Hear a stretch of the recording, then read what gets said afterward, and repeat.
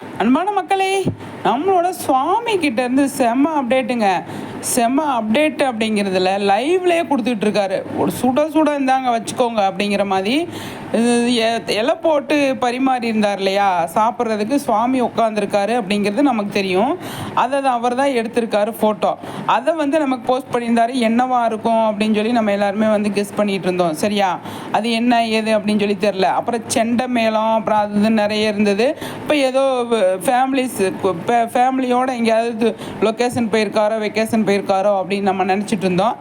ஆனால் அதுக்கப்புறமா ஒரு அழகான ஒரு ஒரு இது கொடுத்துருந்தாருங்க, பீச்சு சம்மந்தப்பட்டது. அது பார்க்குறதுக்கு அவ்வளோ நல்லா இருந்தது. அதுக்கப்புறமா இது இந்த எரிக்கலம் பூன்னு சொல்லுவாங்க இந்த ஏரியாவில். அந்த பூ ஒரு போஸ்ட் போட்டிருந்தார். என்னவா இருக்கும் அப்படின்னு சொல்லி தெரில. எனக்கு தெரிஞ்ச ஏதாவது நியூ ப்ராஜெக்ட் கமிட் ஆகிருக்காரு அப்படிங்கிற மாதிரி சொல்கிறாங்க. தெலுங்கு ப்ராஜெக்ட் கமிட் ஆகிருக்காரு அப்படிங்கிற மாதிரி சொல்கிறாங்க. அது எனக்கு தெரியலைங்க. ஆனால் கமிட் ஆகிருந்தால் நமக்கு சூப்பரான விஷயம் தான், நல்ல விஷயம் தானே. அது மட்டும். ஆனால் இந்த மாதிரி லைவில் ஏதோ வில்லேஜில் போய் பயங்கரமாக ஷூட் பண்ணிகிட்டு இருக்காங்களா, இல்லை வில்லேஜுக்கு அவர் போயிருக்காரா, இல்லை ஏதாவது ஃபங்க்ஷன் சம்மந்தப்பட்டது போயிருக்காரா, என்ன ஏதுன்னு சொல்லி தெரில. ஆனால் செம்மையான லொக்கேஷன், பார்க்குறதுக்கு அவ்வளோ நல்லா இருக்குது அப்படிங்கிறதான். எனக்கு என்னமோ மகாநதி 7:30 மணிக்கு மாற்றினதில் ட்ரீட் வைக்கிறதுக்கு நம்ம டைரக்டர் சார் கூப்பிட்டு போயிட்டாரா என்னன்னு தெரியல. ஆனால் அதுனா நமக்கு எல்லாமே தெரிஞ்சிருக்குமே.